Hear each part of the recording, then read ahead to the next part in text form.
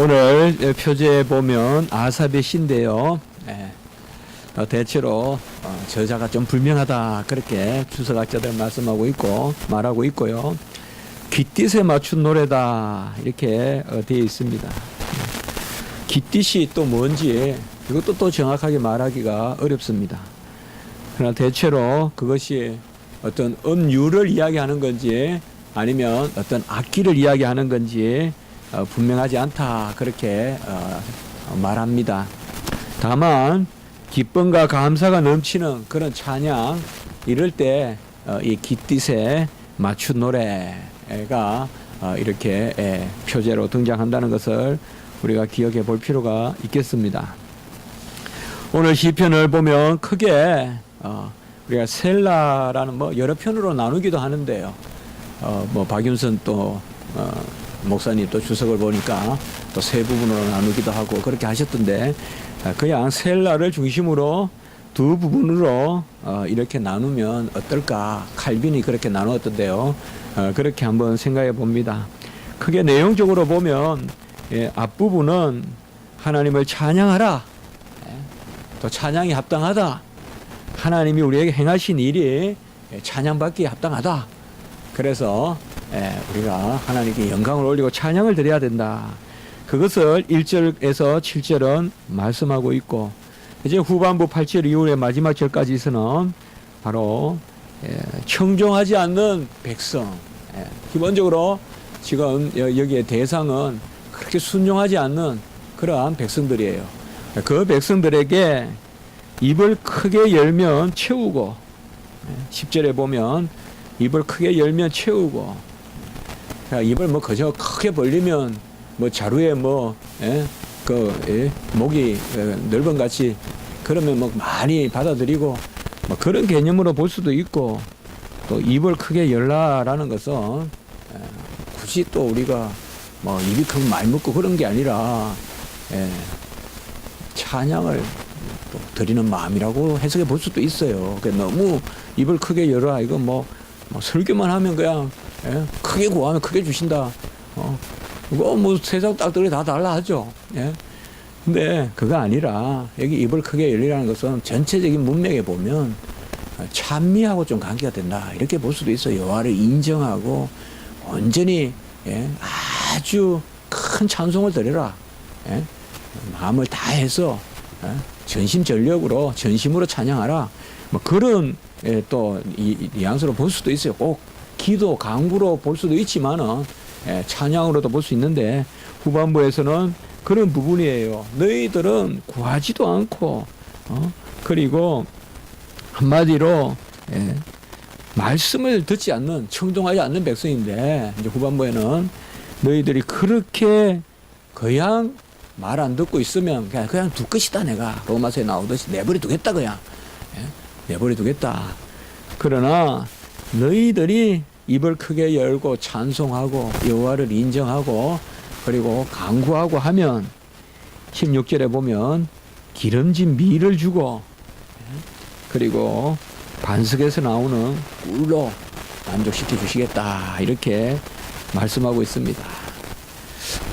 여러분들은 기름진 밀이 보신 적 있는지 몰라도 우리 시골에는 거의 밀 농사는 안 지었어요. 보리 농사만 지었는데 언젠가 이렇게 학교 가는데 밀밭이 있어요. 근데 이제 밀이 보면 추수할 때 보면 그야말로 반질반질해요. 밀이. 그래서 밀 까불어 가지고 먹기도 하고 그래요. 그래 오래 씹으면 또 껌같이 되기도 하고 또 보리도 많이 씹지만 밀이 그런 게 있어요. 그러니까 기름진 밀이란 말을 저는 이제 그냥 쉽게 생각했을 때 기름진 밀을 먹이고 이런 말을 하면 정말 통통하고 번질번질한 밀이에요. 잘 가꾸어진 밀이에요. 보면 그 싹정이 같은 쭉정이 그런 거는 이제 보면 곡식 알이 보면 시들시들해요. 곡식 알이 살이 안 쪄요. 그냥 요렇게 가렴하지. 그런데 기름진 밀을 먹이고 반석에서 나오는 꿀이다. 이것은 그야말로 최고의 꿀이다. 아무나 먹을 수 없는 꿀이다. 바로 옆에서 그냥 취하는 꿀이 아니라 아주 정말 하늘 이슬 같은 그런 가장 맛있는 꿀을 줄 것이다. 뭐 하면 여호와를 청종하고 그리고 입을 크게 열어 찬송하고 간구하고 인정하면 그렇게 하시겠다. 그러니까 후반부를 많은 주석들이 주로 보면 패역한 이스라엘에 대한 어떤 저주 이렇게 자꾸 해석한 경우가 있는데 굳이 그렇게 우리가 볼 필요 없고 후반부는 역시 전반부하고 연관시켜서 전반부는 찬송하라. 후반부는 여하이 행하면 하나님이 여하이 갚아주실 것이다. 그러니 우리가 찬송할 조건이 된다. 그렇게 우리가 해석을 하면 오늘 시편이 참 아름다운 시편으로 우리에게 그렇게 더욱 와닿지 않을까 이렇게 생각합니다. 특별히 우리가 읽으면서도 조금 느낌이 오겠지만은 본 시편에서는 대체로 우리가 유월절을 좀 떠올릴 수 있어요. 3절에 보면 초하루와 보름과 명절에 이렇게 되어 있잖아요. 초하루란 말, 보름이란 말, 옛날 성경에는 월삭과 월망가 이렇게 번역되어 있어요. 옛날 성경에는. 월삭이란 말은 이제 달이 모양을 갖추는 시작하는 날이죠. 예? 우리가 말하면 이제 초승달이 있고 이제 상현, 하현 뭐 이렇게 있잖아요. 그리고 보름달이 있잖아요. 예, 보름달이 있고 이제 그런데 초승달이 이제 또 상현 또 보름달 이렇게 되잖아요. 반달, 보름달 이렇게 되는데 바로 초하루달. 이스라엘도 음력이에요. 음력. 양력 아니에요. 달을 달력이에요. 달력. 그렇게 월력이에요. 이스라엘. 그러니까 달의 시작이 해가 아니라 달말 태양력이 아니라 태음력이에요. 그래서 달의 시작이 첫날이에요. 월삭이라고 해요. 그래서 이때도 이제 또 예배 드리고 번제 드리고 우리가 알다시피 특별히 이게 7월 1일이에요. 보름은 7월 15일 우리가 말하는 대속죄일. 그리고 바로 이어지는 명절은 뭐예요? 그게 수장절. 7일 동안 지키는 수장절의 출발이잖아요. 그러니까 특별히 오늘 3절을 봤을 때는 유월절이라고도 생각하지만은 대체로 수장절이라고 보는 게 답입니다. 그래서 초하루와 보름과 우리의 명절에 특별히 나팔을 불지어다. 우리가 나팔절이라고도 이렇게 하잖아요. 7월 1일 날. 그래서 나팔을 불거든요. 그래서 이런 것들이 바로 그러한 수장절을 뜻한다. 초막절을 뜻한다라고 이렇게 우리가 보아서 무방하겠습니다. 그래서 오늘은 특별히 이 시편은 수장절, 초막절. 수장절, 초막절은 과거의 의미로 하면 기념의 의미로 하면 뭐예요? 바로 출애굽과 광야 생활을 기념하는 거예요. 출애굽과 광야 때 함께 하셨던 하나님. 그래서 초막이에요. 그리고 우리가 수장절 하면 1차적인 의미는 광야 생활이에요.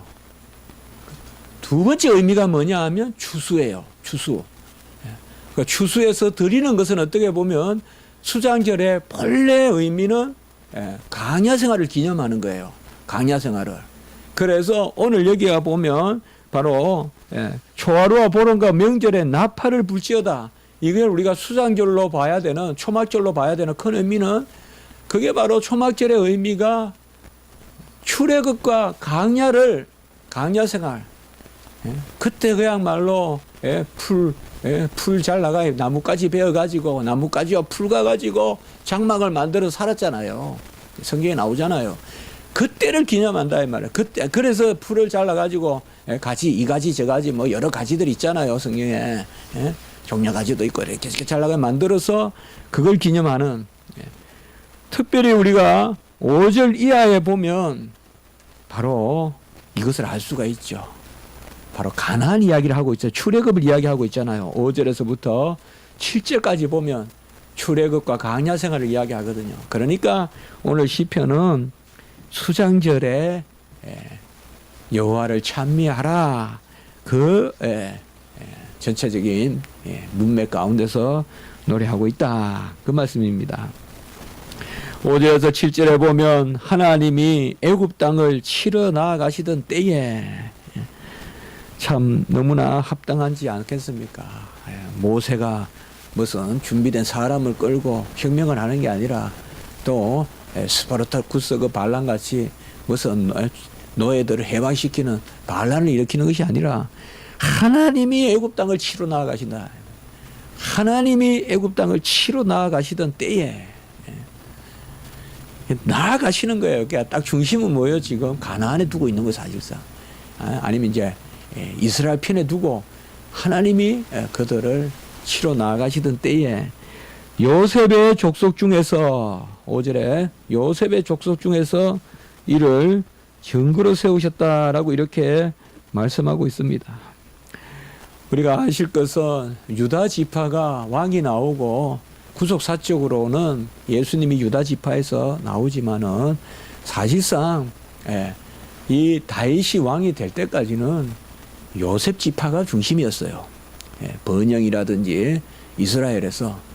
그렇기 때문에 특별히 요셉은 우리가 알다시피 애굽에 내려갈 때 이 요셉 지파, 그때 요셉 지파 중심으로 말씀이 전개되잖아요. 그래서 에브라임, 므낫세, 축복하는 기도 이런 것도 보면 요셉의 계대가 중심으로 내려오거든요. 이때만 해도. 그래서 바로 그거예요. 그러니까 요셉 족속 중에 이를 증거로 세우셨다 하면 무슨 증거로 세우셨느냐 여러 가지 생각해 볼 수 있지만은 바로 찬양의 증거로 세우셨다. 감사할 조건을 베푸셔서 그래서 하나님이 친히 애굽에 내려가셔서 찬양하게끔 그들에게 증거로 세워주셨다. 여기 요셉은 이스라엘 백성이면 요셉부터 쭉 내려가서 70인이 내려가고 이제 200만이 되는 그 이스라엘 백성의 증거로 세워주셨다. 찬양의 증거로 세워주시고 내가 알지 못하던 말씀을 들었나니 이것도 참 어려운 구절이에요. 난의 구절이다 그렇게 하는데 내가 알지 못하던 말씀을 들었나니 제가 주석을 한 서너 개 봤는데요. 여기에 내가 알지 못하던 말씀이라는 것은 다른 게 아니라 이스라엘 백성이 까먹었다. 오랜 강야 생활, 노예 생활에 여호와의 음성을 잊어버렸다. 여기 지금 내라고 1인칭을 쓰는 게 지금 6절에도 그렇지만은 이스라엘 백성을 뜻하거든요. 그래서 이스라엘 백성이 알지 못하던 말씀을 들려주시더라. 그렇게 주석하는 경우도 있고 또 애굽 백성이 알지 못하는 음성으로 이렇게 또 주석하는 경우도 있고 아니면 애굽 사람들의 말을 이스라엘 사람들이 못 알아들었다. 그렇게 주석하는 경우도 있고 한데 뭐 그것을 우리가 너무 획일적으로 말하기는 어렵고 대체로 은혜롭게 우리가 하나님이 이스라엘 백성들에게 정말 들려주셨다 이 말이죠. 오랜 노예 생활 가운데 하나님이 계시도 없고 묵시도 없는 같이 그렇게 이스라엘 백성이 버려진 듯 있었지만은 이제 3대, 4대, 5대 몇 대가 돼 있겠어요. 400년이면 한 대를 30년으로 잡아도 몇 대입니까? 우리가 1대, 2대만 해도 다 까먹어요. 1.5세대만 돼도 한글 못 써요. 미국 가보세요. 이스라엘 백성이 몇천 년 동안 히브리어를 안 까먹고 산다는 게 얼마나 대단하다는 거. 우리 교포 생활 하는 거 보면 알아요. 뭐 훈민정음 좋아한다 그래도 세컨 제너레이션만 돼요. 서드 제너레이션 다 까먹어요. 아무도 몰라요. 우리 뭐 한글. 부자징을. 교포로 가도 대화가 안 돼요. 안 그럴 것 같죠? 저는 그거 많이 지켜봤어요. 디트로이트에서. 아버지가 자식을 못 혼내요. 말이 안 통해서. 이런 일이 어디 있나 싶죠? 우리가 그렇게 사실 주체교육 이런 걸 못 시키고 있어요. 어디 가면. 우리나라가 그런 건 좀 생각을 해야 돼요, 사실. 왜요? 모국으로 키워야 되거든요, 아이들은. 그래야 어머니의 존재를 알거든요. 부모의 존재를 알고. 그런데 아이들은 그냥 외국어로 자라고 부모는 그냥 모국어 유지하고. 자, 여기도 그럴 수 있어요. 사실상 이스라엘 백성을 탓할 수가 있겠어요. 뭐 노예가 뭐예요? 해 뜨면 일하고 해 지면 자고 그게 노예 아니에요. 해 지면 못 움직여요. 노예들은 그냥 자는 거예요. 그건 짐승이에요. 한마디로. 무슨 이 사람들이 뭐 말씀을 뭐 그런 거 생각할 필요 없어요. 아무것도 없는 사람이에요. 그냥 언약만 있어요. 언약만. 그것도 그들이 알고 있는 거 고백해서 있는 게 아니라 하나님의 약속만 있는 시대예요. 그러나 하나님은 신실하기 때문에 때가 되어 그것을 다시 들려주시는 거예요. 그래서 알지 못하던 말씀을 들었나니 그들이 그것을 듣고 6절에 보면 어깨에서 짐을 벗기고 손에서 광주리를 놓게 하셨도다. 어깨에서 짐을 벗기고 이것은 지금 이스라엘 백성의 노예 생활을 해방시켜 주셨다는 거예요. 비돔 나한세 국고성을 짓잖아요. 저도 비돔 나한세 가봤거든요. 뭐 아무것도 없어요. 그냥 큰 돈만 있고 한데 그래도 여기가 이제 이스라엘 백성이 확실히 고센 땅하고는 많이 멀어요. 본래 고센에 정착했잖아요. 고센은 비옥해요. 가보면 꼭 열대 정원 같아요. 제 느낌에는 일부러 막 물을 줘가지고 큰 그냥 열대 식물을 갖다 놓은 것 같은 그런 분위기예요. 고센 땅은 막 부쩍부쩍 커요. 아주 커요. 그런데 비돔 나한색은 가면 완전히 사막이에요. 그러니까 처음에 이스라엘 백성이 애국 갔을 때는 턱대우를 해준 거예요. 턱대우를. 좋은 땅에서 살게 한 거예요. 고센 땅. 우리가 일반 문화사에서도 고센 땅은 최고의 델타예요. 삼각지 중에서도. 우리가 배우잖아요. 최고의 델타 삼각지가 바로 고센 땅이거든요. 그게 아니고 이제 뭐예요? 요셉을 모르는 왕이 이제 등장하고 바로가 등장하니까 이스라엘 백성이 핍박하잖아요. 그래서 아예 그냥 그때부터 사실 이제 유대인들이 세계사적으로 핍박받는 일이 시작되잖아요. 가는 데마다 핍박받잖아요, 유대인들이. 근데 이제 어떻게 핍박합니까? 그냥 아무것도 안 주고 그냥 집을 주워다가 벽돌을 만들어라는 거 아니에요. 그 한마디로 이제 노역을 시키는 거죠. 그것을 짐을 벗기고 강주리를 놓게 하셨다.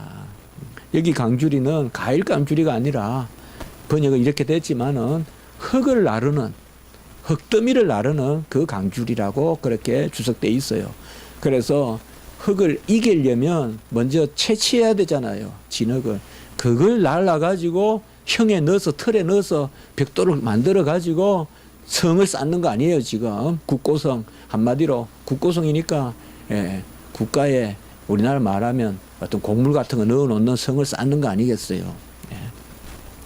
그것에서 자유롭게 했다. 지금 이스라엘에서 은혜를 이야기하는 거예요. 그리고 7절에 보면 내가 고난 중에 부르짖음이 여기서 내가라는 말은 이제 이스라엘 백성이 고난 중에 부르짖으니 이것도 우리가 잘 아는 말씀 있죠. 출애굽기 3장 7절에 보면 여호와께서 이르시되 내가 애굽에 있는 내 백성의 고통을 분명히 보고 그들이 그들의 감독자로 말미암아 부르짖음을 듣고 그 근심을 알고 옛날의 성경에는 이게 간역자의 고통으로 말미암아 부르짖음 이렇게 돼 있어요. 옛날에는 간역자. 그게 이제 바뀌었어요. 감독자로. 간역자라는 게 뭐예요? 바로 일 시킬 때 그 해초리 들고 일 안 하면 막 때리고 하는 사람도 있잖아요. 가장 악독한 사람이죠. 그 간역자예요. 간역자. 옛날에는 볼간자니까 한마디로 감독하는 거예요. 일을 하는지 안 하는지 살펴보는 사람. 옛날 성경에는 간역자. 그래서 우리가 그렇게 기도를 많이 하잖아요. 간역자로 말미암아 고통을 들으시는 하나님, 우리 고통도 들어주십시오. 그렇게 많이 기도하는데, 요새 성경에는 간역자가 아니고 감독자로 바뀌었거든요. 그러니까 감독자에 얼마나 이스라엘 백성이 맞고 때리고, 그 간역자가 얼마나 악독했는지 그걸 그냥 모세가 죽여버리잖아요. 모세가. 하도 이스라엘 백성은 막 채찍으로 때리고 그냥 짐승 취급하니까 그 이스라엘 백성이 그래 이제 고난 중에 부르짖으니라고 하는데 저는 이걸 이렇게 생각해요. 우리가 성경은 항상 있는 그대로 생각해야 되거든요. 혹자는 이게 이스라엘 백성이 여호와를 찾았다. 과연 그럴까? 이스라엘 백성이 여호와를 찾았어요. 모여서 여호와여 우리를 살려주십시오. 우리를 해방시켜 주십시오. 그렇게 기도했다라고 우리가 쉽게 생각하기 쉽지만 이스라엘 백성이 그런 믿음을 가지고 있었을까? 아까 말씀같이 400년이 지나고 노예 생활하고 언어도 문자도 과연 있었겠는가 제대로? 없어요. 그래서 끌고 나와서 율법을 주시는 거예요. 그때부터 이스라엘 백성에게 다시금 말씀을 주시는 거예요, 하나님이. 이스라엘 백성은 없어요, 이때. 그러면 감독자로 말미암아 부르짖음을 들었다고 할 때 저는 이렇게 해석하고 싶어요. 그들이 부르짖은 게 아니라 여호와가 그들을 불쌍히 여기고 그 모습을 부르짖는 모습으로 보신 거예요. 자식이 뭐 달라 안 해도 자식이 타지 가가지고 고생하는 모습 이런 거 보면 부모는 부르짖는 모습으로 보이는 거예요, 그게. 저는 그렇게 해석하고 싶어요.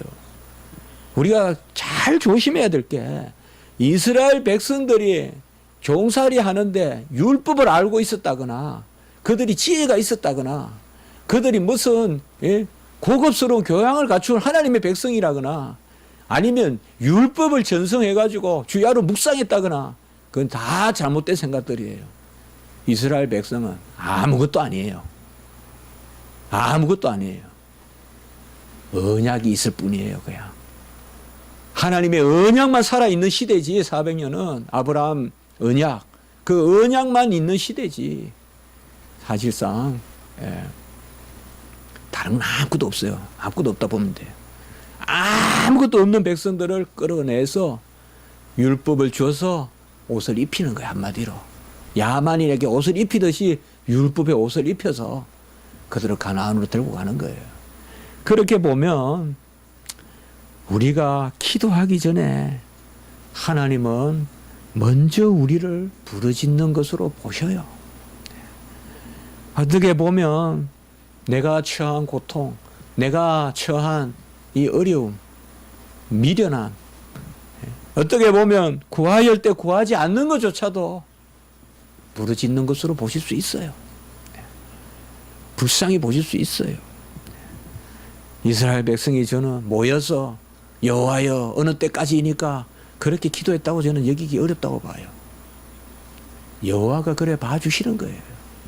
저들이 정말 불쌍하구나. 우레소리에 은밀한 곳에서 응답하며, 이것도 우리가 다 아는 출애굽기에 나오는 말씀이죠. 우레소리에 은밀한 곳이란 말은 우레와 번개와 빽빽한 구름 가운데 이스라엘 백성에 나타나시잖아요. 율법을 받을 때. 이거는 바로 율법 수여할 때예요. 우레 속에 은밀한 곳에서 응답하시고 머리바 물가에서 너를 시험하셨도다. 머리바 물가는 알다시피 우리가 바로 물이 없다 있다라고 해서 머리바란 말은 다툼이란 뜻이잖아요. 그래서 맞사라고도 하잖아요. 다툼. 그래서 맞사 머리바라고 하잖아요. 그래서 이것도 바로 그걸 이야기하고 있습니다. 머리바 물가에서 너를 시험하셨도다. 여러분들 다음에 그 강야, 여긴 이스라엘 아니에요 지금. 그런데 소위 성지순례 가면 여러분들이 이런 곳도 가보셔야 돼요. 여긴 이스라엘 아니잖아요 지금. 오늘 하면 이집트 땅이잖아요 지금. 그렇죠. 머리바 이런데요. 그러니까 가나안 들어오기 전에 이제 곳이잖아요. 저번에 테러 났던 곳이 바로 그곳이에요. 관광 갔다가 바로 이쪽 지역이에요. 딱 보면 알아요. 가다가 이쪽 지역이에요. 그래서 카이로 이런 데서 벗어나서 이제 아직까지 홍해 안 건너고 가나안 안 등하고는 그 지경에서 저번에 터진 거예요. 그 갑자기 그냥 하나 많이 죽었잖아요. 우리나라 최근에 그랬잖아요. 그 성지순례 가거나 할 때는요. 저는 성지순례 한 말 좀 자제하고 싶은데 쓸 말이 없어. 근데 좀 독한 사람을 리더로 세워야 돼요. 제가 이때 아무도 안 가려는 거 이제 머리바로 가면 2시간인가 늘 돌아가야 돼요. 전부 지쳐 있어요 우리 학생들이. 그런데 선생님들하고 조장을 짜가지고 다 그냥 숙소로 가는데 저만 머리바로 가자 그랬어요. 그러니까 갔다 오니까 지금 저는 생각이 나요 이게. 그래가지고 머리바 그 다음에 르비딤, 머리바 다음에 르비딤이 나오거든요. 르비딤. 그 다음에 이제 무슨 사건이 나오는가 하면 바로 아말렉을 전투하는 게 나와요. 이게 계속 이어져 나와요, 사건이. 근데 그러니까 저는 이제 최고 제가 어제도 우리 집사람한테 무슨 이야기하다 그 이야기했는데 최고 가서 죽기 전에 하루라도 살고 싶은 데가 이 머리바예요. 제가 르비딤. 이때가 어두컴컴할 때 갔는데 정말 물도 없고 강야인데 근데 그렇게 아름다운 거예요, 제 마음속에는. 근데 여기가 그렇게 많대요. 수도원이 많대요, 지금은. 그러니까 본래 옛날에 보면 수도원의 출발이 나일강가에서 수도원이 출발됐잖아요. 안토니, 그렇잖아요. 거기 아다나시우스가 그 안토니 생애에 대해서 썼잖아요. 바로 그 지역이거든요. 그러니까 거기서 너를 시험하였도다. 그러니까 이 말씀이 이제 보면 지금 특별히 무슨 말인가 하면 너희들이 나를 믿는가 안 믿는가 시험하였도다. 그래서 모세하고 다투게 하고, 근데 결국은 그들이 물이 없어서 다투고, 근데 하나님이 이제 물을 주시잖아요, 궁극적으로. 그래서 오늘은 바로 그 부분이에요. 이 수장절 초막절에는 하나님이 우리에게 베푸신 것을 기억해야 되는데, 우리가 스데반의 설교도 그렇고 오늘 시편도 그렇고 보면 이스라엘 백성들이 우리가 꼭 하나 배워야 될 것은 하나님이 행하신 것을 기억한다는 거예요. 우리는 오늘날 성찬으로 십자가에 돌아가신 주님을 기억하지만, 그래서 이 신앙생활에서 아주 귀한 건데 이 기억 가운데 오늘 1절에서 3절에 보면 여호와를 찬양하라 그렇게 말씀하고 있어요. 우리의 능력이 되시는 하나님. 이것도 금방 우리가 말씀이 떠오를 수 있죠. 그 제가 찾아봤어요, 금방. 출애굽기 15장 6절에 보면 모세의 노래가 있죠. 출애굽하고 난 다음에 홍해 건너고 난 다음에 모세가 노래한 곳이 있잖아요. 출애굽기 15장 6절. 여호와여 주의 오른손이 권능으로 영광을 나타내시리다. 여호와여 주의 오른손이 원수를 부수시나이다. 그래서 오늘 1절에도 우리의 능력이 되신 하나님, 이것도 잘 기억하는 거예요. 이 아삽이 시편 기자가 말씀을 기억하면서 이 시편을 쓴 거예요. 지금 이거는 모세의 노래를 우리가 떠올려 볼 수 있다 이 말이죠. 전능자의 손, 그 전능하신 하나님을 향하여 기쁘게 즐거이 소리치고, 같이 합니다. 기쁘게 즐거이 소리칠지어다. 기쁘게 노래하고 즐거이 소리칠지어다 라고 이렇게 말하고 있습니다. 기쁘게 즐거이란 말은 전심으로입니다. 기꺼이 나 자신을 기쁘게 드린다. 기쁘지 않다는 것이 뭐냐? 내게 남아있다는 거예요. 내 것이 남아있다는 거예요. 그건 아직 기쁘지 않은 거예요. 찬양할 때 기쁘게 드린다는 것은 전부 하나님 거라고 생각하고 드린다 이 말이죠. 그래서 기쁘게 즐거이 소리칠지어다. 그리고 2절에 보면 시를 읊으며 소고를 치고 아름다운 수금에 비파를 아울지이다 라고 이렇게 말하고 있습니다. 시를 읊으면서 이것은 뭔가 하면 찬미를 뜻해요. 시를 읊는다는 것은 찬미요. 찬미는 뭐예요? 그런데 서정시 쓰는 게 아니에요. 여호와의 행사를 노래하는 거예요. 그래서 시를 읊는다는 것은 그가 무엇을 행하셨고, 그게 시예요. 시를 읊으며 소고를 치고 아름다운 수금에 비파를 아우를지어다 라고 이렇게 말하고 있습니다. 바로 이스라엘의 광야 생활을 기억하면서 전심으로 시로 또 소고와 비파와 수금으로 아름다운 악기로 여호와 하나님께 찬미를 하라. 이것이 4절 같이 한번 읽어볼까요? 4절 시작. 이는 이스라엘의 율례요 야곱의 하나님의 규례로다. 같이 합니다. 찬양의 규례다. 찬미 드리는 것은 선택사항이 아니에요. 해도 되고 안 해도 되는 어떤 아디아프라 아니에요. 여호와의 백성은 여호와 하나님께 마땅히 영광을 올려드려야 돼요. 수금으로 비파로 칼빈의 주석에서는 여기서 어코모데이션을 이야기해요. 구약 때는 악기로 드렸지만 지금 우리는 심령으로 드린다. 물론 악기를 사용할 수도 있지만 더 성숙하게 지금은 우리가 심령으로, 이 시대에 심령으로 하나님 앞에 드린다. 찬송은